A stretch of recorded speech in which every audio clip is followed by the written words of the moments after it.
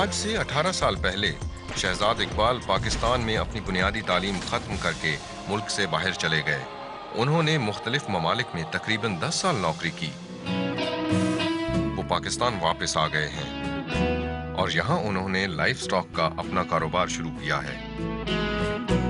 آج شہزاد اقبال ایک پرامید اور کامیاب پاکستانی ہیں۔ ہم نے جو ٹیکنالوجی استعمال کی ہے اس کا نام ایمبریو ٹرانسفر ہے۔ امریکہ سے ایمبریو ہم لے کے آئے ہیں اور جو ہمارے پاس یہ لوکل جانور ہیں پاکستانی، ان کے اندر ہم نے وہ ایمبریو ٹرانسفر کیا ہے۔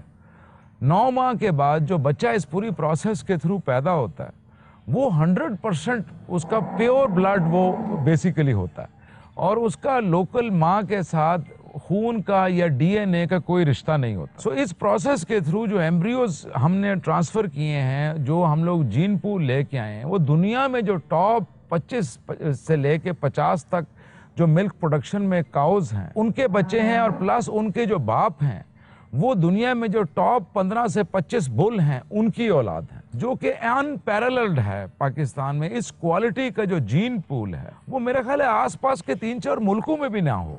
ہماری سیمن پروڈکشن یونٹ جب ان پروڈکشن آئے گا، جو ایک اوسطن پاکستانی جانور ہے وہ 4 سے 6 گنا زیادہ دودھ ایکسپیکٹ کر سکتا ہے۔ جو گھر اس پروجیکٹ کا سیمن استعمال کرے گا 60 سے 75 ہزار پر ایئر کی آمدنی کی ایڈیشن انشاءاللہ تعالی ہوگی۔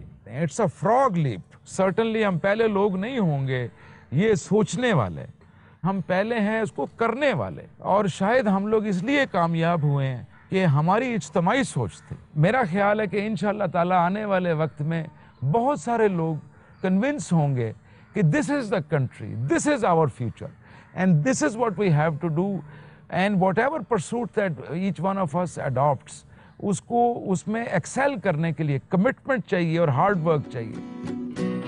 شہزاد کی مثال تصویر کے دوسرے رخ کی مانند ہے۔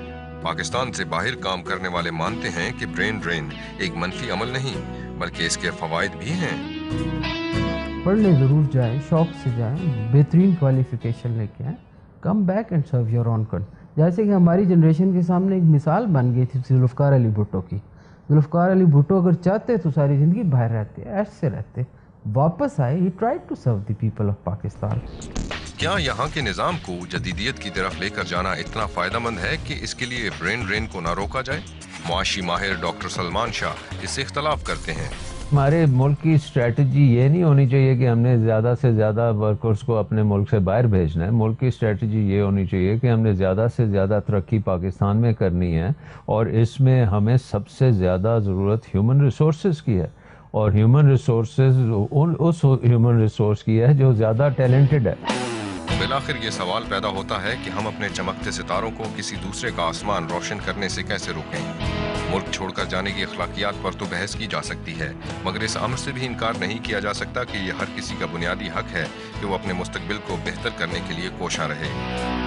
کچھ تو بڑی آبویس چیزیں ہیں جن کی بڑی سمبولک ویلیو ہے کہ گورنمنٹ خود ایک بڑی غلط سگنلنگ دے رہی ہے ایسے لوگوں کی پشت پناہی کر کے جو کہ انکمپیٹنٹ لوگ ہیں، جن کی ریپوٹیشن اچھی نہیں، ان کو پبلک پوزیشن سے ہٹایا جائے اور میسج دیا جائے کہ اب ہم ایک نئے کلچر، ایک نئے ایتھوس کی طرف جا رہے ہیں۔ دوسرا، بہت سی آپ کی ایگزسٹنگ ہائرنگ ریکروٹمنٹ پالیسیز جو ہیں ان کو اثر نو دیکھنا پڑے گا کہ ان کو کیسے بہتر کیا جا سکتا ہے۔ تیسری جو بہت بڑی انٹرونشن جس کے نتائج شارٹ ٹرم بھی ہوں گے لیکن میڈیم اینڈ لانگ ٹرم ہوں گے، اور آپ اس کو اتنا نگلیکٹ کر چکے ہیں کہ اب آپ مزید نہیں کر سکتے، وہ 2 چیزیں ہیں۔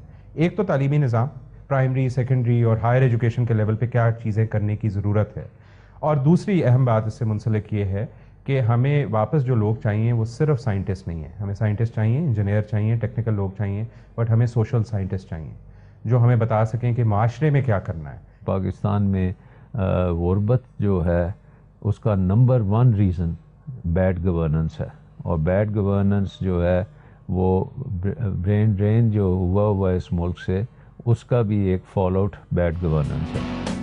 کسی بھی ملک کا سب سے قیمتی سرمایہ اس کے قدرتی وسائل، زر مبادلہ یا جدید سڑکیں اور عمارات نہیں بلکہ اس کے لوگ ہیں۔ پاکستان کے کل کی بہتر ضمانت اس کی افرادی قوت ہی دے سکتی ہے۔ اگر یہی نایاب نورتن اس آشیانے سے جاتے رہے اور ان کو اپنے وطن کی خدمت کرنے کی کوئی ٹھوس وجہ نہ دی گئی तो चाहे कल जितनी भी तरक्की हो जाए, पाकिस्तान एक गरीब मुल्क ही रहेगा।